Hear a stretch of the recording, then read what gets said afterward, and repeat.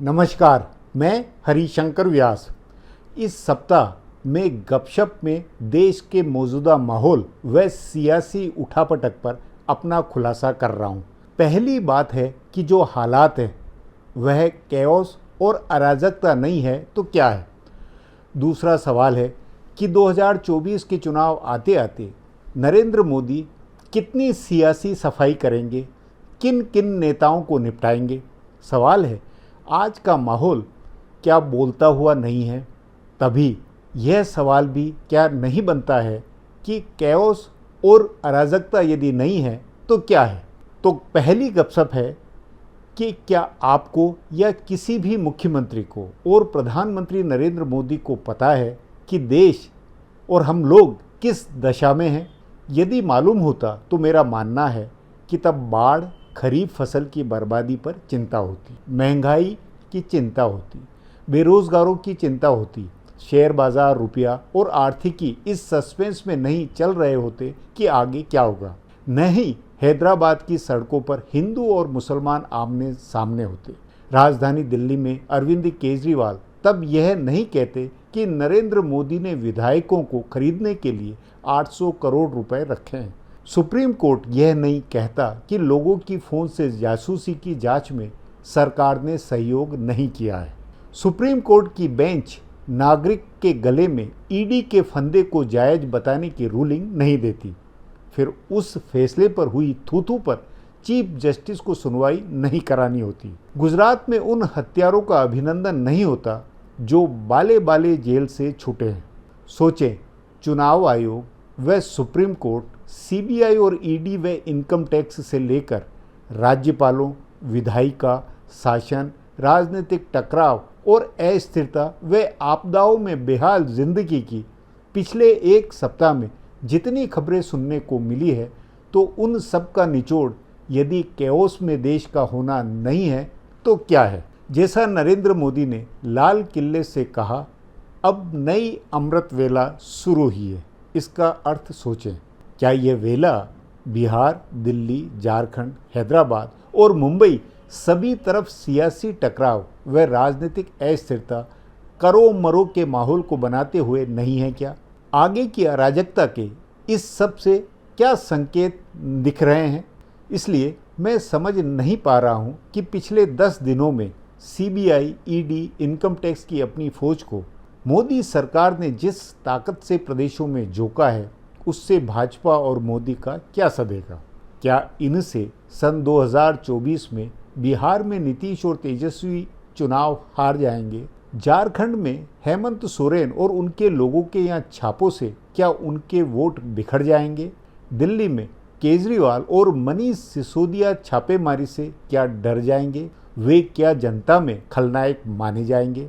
हैदराबाद में भाजपा एक विधायक से हिंदुओं के धर्म युद्ध के आह्वान से क्या देश हिंदू राष्ट्र हो जाएगा। सड़कों पर हिंदू बनाम मुस्लिम की खुखारता को राष्ट्रीय चैनलों पर प्रसारित करवाकर क्या मोदी और शाह तेलंगाना में चंद्रशेखर राव को चुनाव हरा देंगे। इन सवालों का अर्थ है कि नरेंद्र मोदी अपनी सरकार के जिस सिस्टम से 10 साल और राज करने के सपने देख रहे हैं, क्या वैसा ही होगा। वे 24 घंटे एक ही मिशन में हैं। कैसे भी हो, दिल्ली के तख्त पर स्थायी कब्जा बनाना है।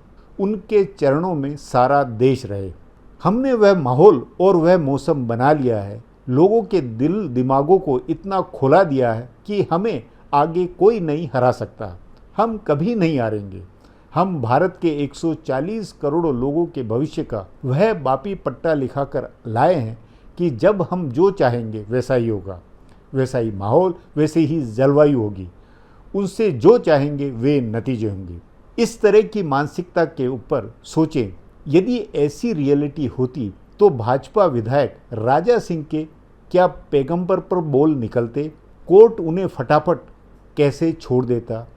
क्यों वे बाद में भी ये बोले कि अब हिंदू पीछे हटने वाला नहीं है। आशा करता हूँ कि इस धर्म युद्ध में हर हिंदू मेरा साथ देगा। गौर करें, भाजपा कार्यकारिणी की हैदराबाद में बैठक हुई थी। उसमें तेलंगाना के मुख्यमंत्री व टीआरएस नेता चंद्रशेखर राव पर मोदी और शाह सब ने अटैक किया था। तब से लगातार एक के बाद एक तेलंगाना को टकराव की आग में खौलाने का हर संभव काम होता दिख रहा है। ओवैसी के गढ़ हैदराबाद में राजा सिंह की तीली से पूरे देश में पानीपत की तीसरी लड़ाई की झांकी बनी है। ऐसे झांकी और ऐसी रोड मैप से आगे जो होना है उसका क्या हम सब अनुमान नहीं लगा सकते हैं? और यही अराजकता व कैओस या कि अव्यवस्था बनवाकर मौके का फायदा उठाना नहीं है? बिहार, दिल्ली, झारखंड और महाराष्ट्र से लेकर सब तरफ सभी मामलों में ऐसा मैस बना डालो, ऐसी अनिश्चितता पैदा कर डालो जिससे किसी को भी कुछ समझ नहीं आए। सब तरफ शासन ठप रहे, चौबीसों घंटे अटकलें और तनाव तथा गाली गलौज, सब भटके हुए अपने को हिंदू बनाम मुस्लिम में बटा पाए।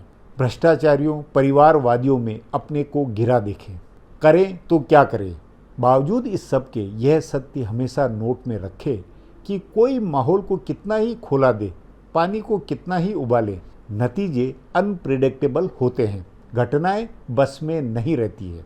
अव्यवस्था और अराजकता का अंत उन्हीं लोगों के लिए आत्मघाती होता है जो अपनी ताकत में सब कुछ मुमकिन मानते हैं, सब कुछ अपने कंट्रोल में समझते हैं। मेरी अगली गपशप में मेरा कयास है कि लोकसभा चुनाव में आते आते मोदी और शाह की टीम कितनी सियासी सफाई करेंगे, किन किन नेताओं को व पार्टियों को वे निपटाएंगे, उन्हें मिटाएंगे। सवाल सन 2024 के लोकसभा चुनाव के सिलसिले में है। उस नाते मैं उनके दुश्मनों की लिस्ट में नंबर 1 पर तेलंगाना के मुख्यमंत्री चंद्रशेखर राव को मानता हूँ। नंबर 2 नीतीश कुमार है। नंबर 3 सोनिया और राहुल गांधी है। नंबर 4 पर उद्धव ठाकरे है। नंबर 5 पर अखिलेश यादव है। नंबर 6 पर ममता बनर्जी है। नंबर 7 हेमंत सोरेन है। नंबर 8 अरविंद केजरीवाल है। नंबर 9 पर स्टालिन है। नंबर 10 पर नितिन गडकरी है। नंबर 11 येदियुरप्पा है। नंबर 12 पर आरएसएस और उनके वे पदाधिकारी हैं जिन्हें नरेंद्र मोदी बेचैन आत्मा मान रहे होंगे।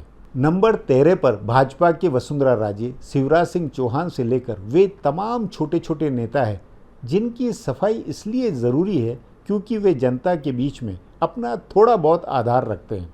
मेरी इस काल्पनिक लिस्ट से क्या लब्बोलुआब निकलता है? यह अकेला लब्बोलुआब है कि जो भी नेता जनता में पहचान और वजूद रखते हैं उसकी सफाई, उन्हें मिटाना, सियासी तौर पर उन्हें कमज़ोर बनाना मोदी और शाह का 2024 तक का टारगेट है।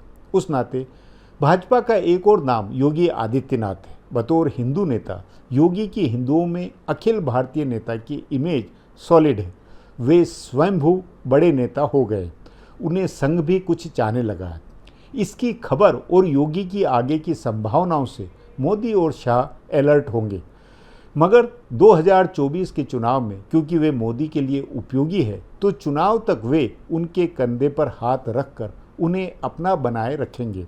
इसलिए योगी बनाम मोदी और शाह के रिश्तों का निर्णायक वक्त सन 2024 के बाद आएगा। योगी 2024 की प्राथमिकता की सफाई वाली लिस्ट में बाहर है। सवाल है चंद्रशेखर राव को मैं कैसे नंबर 1 पर रख रहा हूँ? एक तो लोकसभा से पहले तेलंगाना में विधानसभा चुनाव है। फिलहाल 100% यह गारंटी शुदा है कि उनकी टीआरएस पार्टी मजे से चुनाव जीतेगी। चंद्रशेखर अकेले मुख्यमंत्री है जिन्होंने प्रधानमंत्री मोदी के व्यवहार व तौर तरीकों पर स्टैंड लेकर उनका बहिष्कार सा किया हुआ। वे प्रधानमंत्री की अगुवाई के लिए एयरपोर्ट नहीं जाते हैं, दिल्ली में नीति आयोग की बैठक में भी नहीं गए। मोदी के खिलाफ जिस तेवर में भाषण और उनकी प्रेस कॉन्फ्रेंस होती है वह अनहोनी है। सबसे बड़ी बात है कि चंद्रशेखर राव अकेले विपक्षी मुख्यमंत्री है जो सभी विरोधी मुख्यमंत्रियों और नेताओं से डायलॉग बनाए हुए बताए जाते हैं। हाल के राष्ट्रपति चुनाव में ममता बनर्जी ने यशवंत सिन्हा को उम्मीदवार बनाकर उन्हें डंप किया तो चंद्रशेखर राव ने उनका जिम्मा लेकर विपक्ष को मोबिलाइज किया। विपक्ष के पीछे वे रियल खिलाड़ी हैं। वे केजरीवाल से भी मिलते हैं तो ईडी के मामले में सोनिया और राहुल का भी उन्होंने समर्थन किया। इसलिए यदि विधानसभा चुनाव जीतकर चंद्रशेखर राव वापस मुख्यमंत्री बने तो लोकसभा चुनाव से पहले और बाद में विपक्ष में आपसी तालमेल बनवाने, एकजुट लड़ाई की जमीन बनवाने का वे काम करेंगे। इसे जानते हुए मोदी और शाह 2023 के विधानसभा चुनाव तक तेलंगाना में ऐसा हिंदू और मुस्लिम खेला रचेंगे कि प्रदेश और देश का हिंदू चंद्रशेखर राव को ओवैसी के साथ खड़ा हुआ मानने लगे। मगर पुराने हैदराबाद की सड़कों के ताज़ा दंगल में सीएम ने प्रदर्शनकारियों और राजा सिंह को वापस गिरफ्तार करने की जो शक्ति दिखाई है, उससे लगता है वे पार्टी के पीले रंग में भगवा शेड ला देंगे, लेकिन उसे हरा नहीं बनने देंगे। तेलंगाना में भाजपा का खेला नहीं बनने देंगे। इसलिए तय माने कि आने वाले दिनों में सीबीआई, ईडी और आयकर के सर्वाधिक छापे मुख्यमंत्री राव और उनके परिवार पर पड़ने वाले हैं। टीआरएस के विधायकों पर छापे तो उनकी खरीद फरोख्त की कोशिशें भी होगी। इसी में भाजपा की एक रणनीति यह भी हो सकती है कि तेलुगु सिनेमा के सुपर स्टारों को खरीदकर उन्हें चंद्रशेखर राव के खिलाफ उतारें। टीआरएस नेताओं, विधायकों की खरीद और दल बदल से सरकार गिराने का वैसा ही झटका तेलंगाना में बने जैसा उद्धव ठाकरे को दिया था। यदि इस सबसे भी चंद्रशेखर राव सुरक्षित रहें और दमदारी से वापस भाजपा को तेलंगाना से आउट रखें, तो निश्चित ही सन 2024 में वे राष्ट्रीय पैमाने पर विपक्षी खेल बना सकते हैं। इसे बूझते हुए ही मेरा मानना है कि मोदी और शाह ने अपनी लिस्ट में उन्हें नंबर 1 पर रखा हुआ होगा। गपशप का पहला पार्ट अब यहीं समाप्त। धन्यवाद। सब्सक्राइबर बटन को ज़रूर दबाएं। वहाँ जो घंटी है उसे भी दबाएं, ताकि नया एपिसोड अपलोड होते ही आपको